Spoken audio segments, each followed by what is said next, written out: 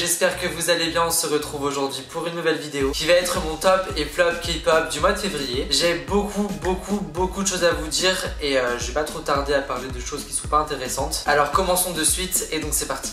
Avant de commencer de vous parler de mes top et flop K-pop, j'ai un truc à vous dire. Ou plutôt que dire, je dirais quelque chose à vous présenter. C'est une application qui s'appelle Newbeat et qui a un rapport avec la K-pop. En fait, Newbeat, c'est une application qui te permet de regarder des vidéos de K-pop d'une manière assez différente et plus, plus ludique. Par exemple, je vais chercher le groupe BTS qui apparaît en numéro 1. Et genre, si vous voulez voir la performance de Fake Love, vous avez juste à cliquer dessus. Et en fait, ce qu'il vous propose, c'est de regarder la vidéo en mode horizontal. Et vous pouvez également la regarder en mode vertical. Et c'est ce mode en fait que je trouve assez innovant et assez interactif. Parce que genre, vous pouvez suivre les mouvements du groupe en mode je suis comme si je regardais avec mes vrais yeux. Et t'as un petit peu l'impression de voir la performance de tes vrais yeux et je trouve ça assez amusant. Vous avez également des vidéos qui sont en mode focus sur le membre que vous voulez choisir. Par exemple, les groupes qui ont beaucoup de membres, genre les NCT, et ça peut t'aider à vraiment différencier les membres et à les apprendre plus facilement. Ce que je trouve aussi super cool, c'est que vous pouvez suivre vraiment plusieurs artistes. Genre moi sur mon profil, je suis les 80s, Big Bang, Blackpink. C'est vraiment les groupes que j'écoute le plus en ce moment et ça te permet vraiment d'avoir, une sorte de récapitulatif de vraiment ce que sont tes goûts dans la K-pop en ce moment. Vous avez également des vidéos qui sont originales et qui sont faites par l'application. Quand je dis qu'ils sont faites, c'est plus genre en partenariat ou en sponsor. Genre là, vous avez Taemin que je parlerai dans la vidéo plus tard. Et vous avez vraiment le focus sur sa performance et la qualité, elle est juste ouf. Et vous avez également des sous-titres qui sont en anglais, en espagnol et en portugais, je crois. Et les sous-titres français vont arriver plus tard sur l'application et c'est vraiment quelque chose qui pourrait aider la compréhension.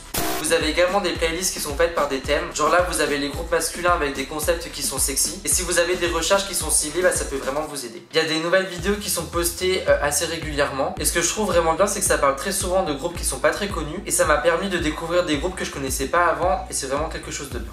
Vous avez également un classement de chansons de K-pop qui sont classées en temps réel, ou des classements journaliers, ou des classements de la semaine, ou des classements du mois. Et vous avez également un classement d'artistes qui est généré en fait tous les jours. Ce que j'aime aussi beaucoup dans l'application, c'est qu'ils ont classé les vidéos par rapport aux albums. Par exemple, si vous cherchez que des performances de l'Air Wings, vous allez retrouver toutes les vidéos des performances qui sont par rapport à cet album. Vous avez également un onglet qui s'appelle Community, qui vous permet de poster ou de commenter des posts par rapport à vos artistes préférés. L'application a également l'exclusivité sur les performances des émissions coréennes qui sont The Show et Show Champion. Et je trouve vraiment que l'application elle est agréable, genre c'est vraiment tout mis pour vous compreniez très facilement. Après je vous cache pas que c'est Newbeat qui est venu me contacter pour parler de l'application, mais très franchement en termes de petits groupes il y a vraiment des choses à découvrir et je pense vraiment que je vais réutiliser l'application dans mes prochaines vidéos, surtout celles qui seront en rapport avec les groupes qui sont pas assez connus par rapport à leur juste valeur. L'application est bien sûr gratuite, elle est disponible sur Play Store ou l'Apple Store et je vous mettrai tous les liens dans la biographie si vous voulez tester l'application. Bref, revenons maintenant à la vidéo dans son thème principal qui est mon top et flop K-pop du mois de février et je vais donc commencer avec mon top musical. Comme d'habitude, j'ai fait un top 5 avec cette fois-ci pas que des groupes parce que j'ai remarqué que souvent dans mes tops, je mettais vraiment que des groupes et pas des artistes. Et l'occasion fait que durant ce mois de février, il y a eu des artistes qui ont fait des choses vraiment très bien et j'ai réservé des places assez importantes pour ces artistes-là et vous verrez très bien de quoi je parle. Alors à la 5e position, j'ai mis le groupe Idol.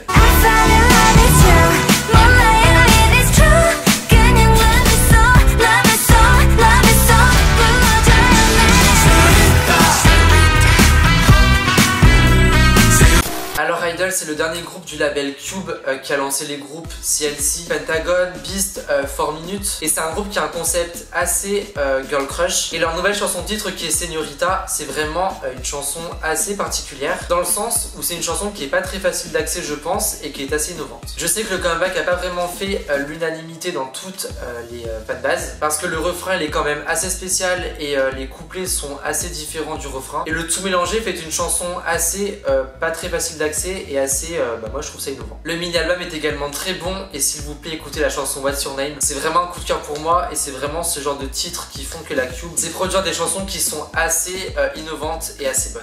Oh, what's your name? Let's forget it all. Let's forget it all. Let's forget it all. En 4e position, j'ai mis les Monsta X.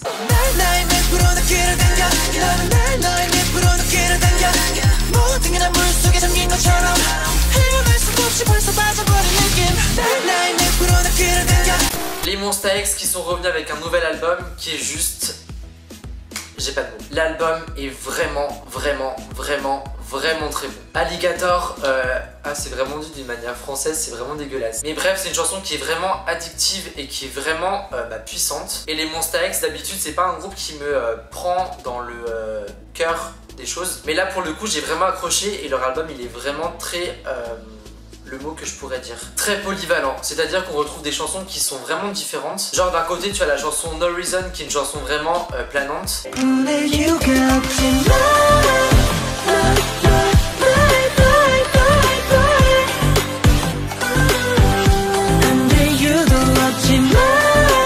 Et de l'autre t'as des chansons qui sont très puissantes, qui sont très boum boum de la puissance, genre Give Me That ou Rodeo, c'est des chansons qui sont à l'opposé de No Reason. Et c'est ça qui fait la force d'un album, c'est vraiment la polyvalence et c'est vraiment quelque chose que j'apprécie.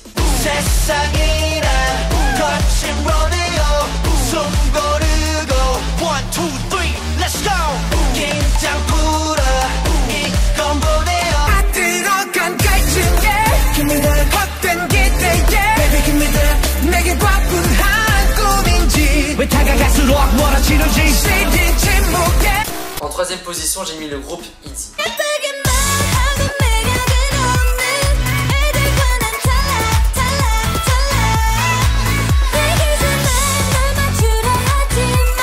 Alors les Easy qui sont le nouveau groupe de la JYP et qui a fait vraiment un début très diversifié dans les attentes et dans les critiques des gens. Et c'est vrai que c'est une chanson qui est vraiment bizarre dans la construction. C'est un petit peu comme avec Idol en fait, soit t'accroches du premier coup, soit t'accroches pas. Et personnellement, ce genre de chansons qui sont vraiment bizarres, qui sont très déconstruites, et c'est typiquement le type de son que j'adore entendre. Alors oui, c'est bizarre, mais la bizarreté, c'est un truc que j'adore. Et je trouve que le MV est vraiment assez pas commun. Et je trouve ça assez cool, cette prise de risque de faire un début avec une chanson assez qui peut ne pas plaire. Et personnellement, je trouve que le groupe a vraiment une aura et un talent en danse qui est juste fou. Elles viennent de débuter, pourtant elles ont un charisme, une prestance qui est juste un truc de fou. Et je vais vraiment surveiller ce groupe parce que je pense que dans les prochains mois et dans les prochaines années, elles vont nous offrir des choses qui vont être, je pense, super bien.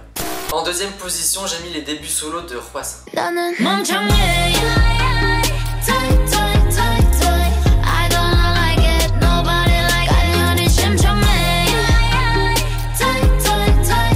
Alors là, c'est juste un énorme coup de cœur.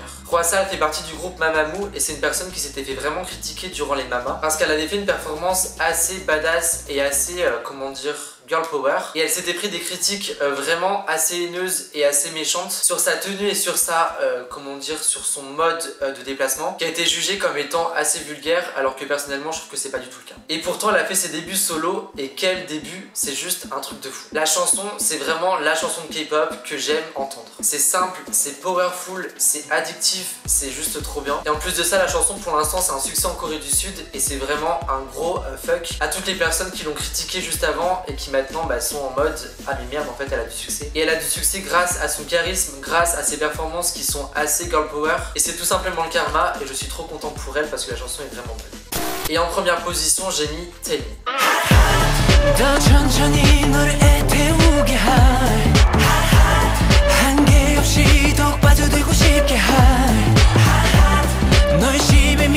Alors Taemin des SHINee c'est mon artiste préféré et son mini-album est juste trop bien. Alors le clip et la chanson titre c'est vraiment du même, je trouve, même concept que Move qui est son deuxième album, mais c'est juste un truc de fou. La chanson elle est puissante, elle est innovante je trouve pour la K-pop. Les chorégraphies elles sont juste trop belles, enfin tout ce qui se dégage du clip. Son univers artistique qu'aujourd'hui c'est un artiste qui est renommé. Il est respecté par la nouvelle génération, il est souvent mentionné pour ses qualités de danseur, de performeur, de chanteur et c'est juste un artiste que j'adore. Le mini-album est juste super bon parce que tu retrouves vraiment de tout. Tu as par exemple la chanson Artistic Groove qui est vraiment une chanson dramatique, mais genre dramatique dans le sens grandiose de l'opéra ou du...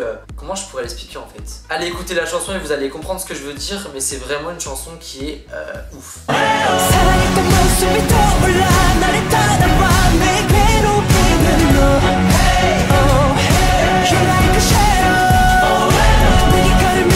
On retrouve également sur le mini-album des ballades ou des chansons qui sont plus relax, qui sont plus ambiance chill comme Never Forever.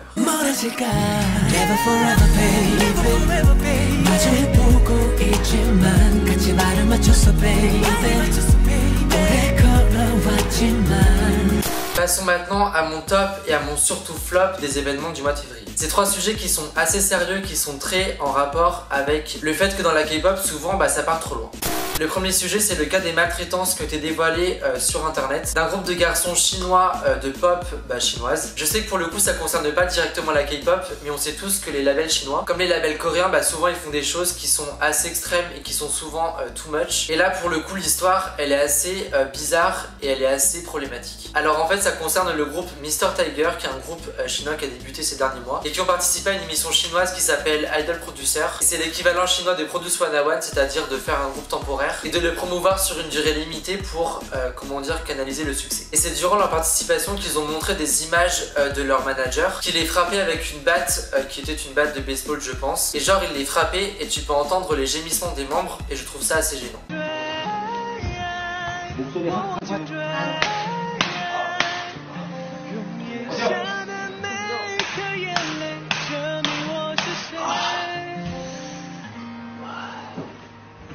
Alors il y a des gens qui disent que c'est de la maltraitance et des gens qui disent que c'est normal. Que genre c'est une pratique courante qui sert pour, que tes muscles soient plus forts. C'est une sorte de renforcement musculaire et du renforcement psychologique pour que tu arrives plus tard à aller plus loin que tes faiblesses et de ta fatigue. Sauf que très franchement d'un regard extérieur comme le mien, je trouve ça assez choquant. Je pense qu'on est vraiment face à une sorte de limite entre du sportif et de la maltraitance. Et je pense vraiment qu'on peut faire du renforcement musculaire sans passer par des frappements ou des actes qui font mal, mais mal dans le mauvais sens. Dites-moi en commentaire ce que vous pensez de cette histoire. Est-ce que vous êtes plus choqué ou est-ce que vous êtes plus en mode c'est normal, c'est quelque chose qui est vraiment courant et qui est vraiment utilisé.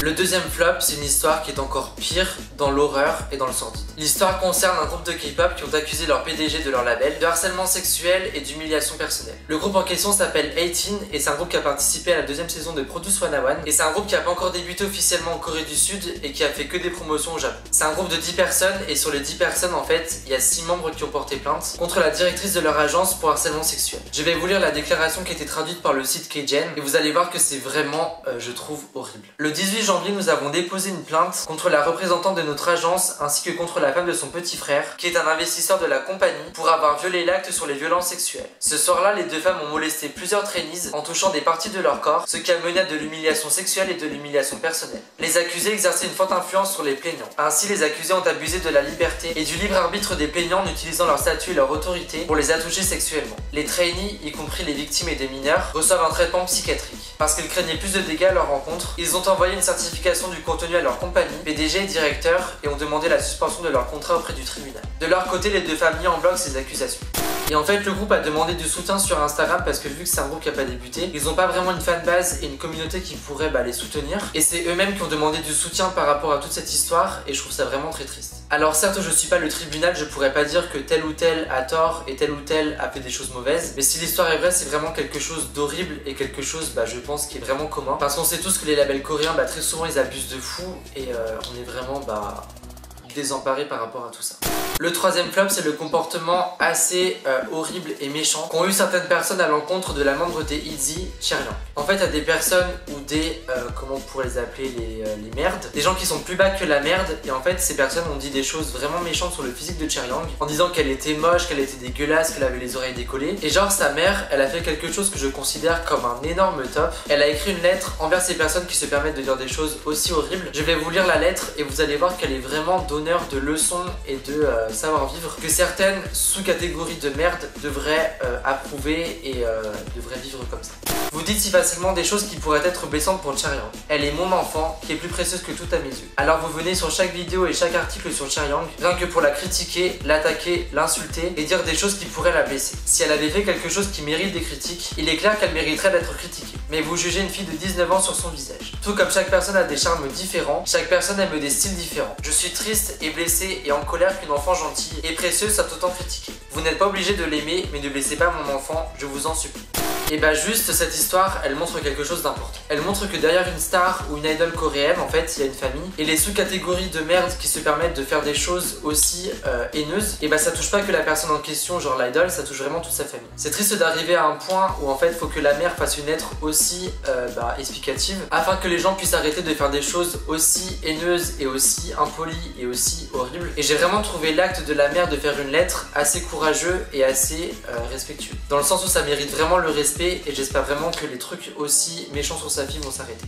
Dites-moi en commentaire quels sont vos tops et flops du mois de février, en termes de musique, en termes d'événements, en termes de drama, de films et tout ce qui peut se rapporter à la Corée du Sud ou à l'Asie en général. Comme d'habitude, si la vidéo vous a plu, n'oubliez pas de mettre un pouce bleu, de vous abonner à ma chaîne si c'est pas fait et on se retrouve samedi à 18 h pour une nouvelle vidéo.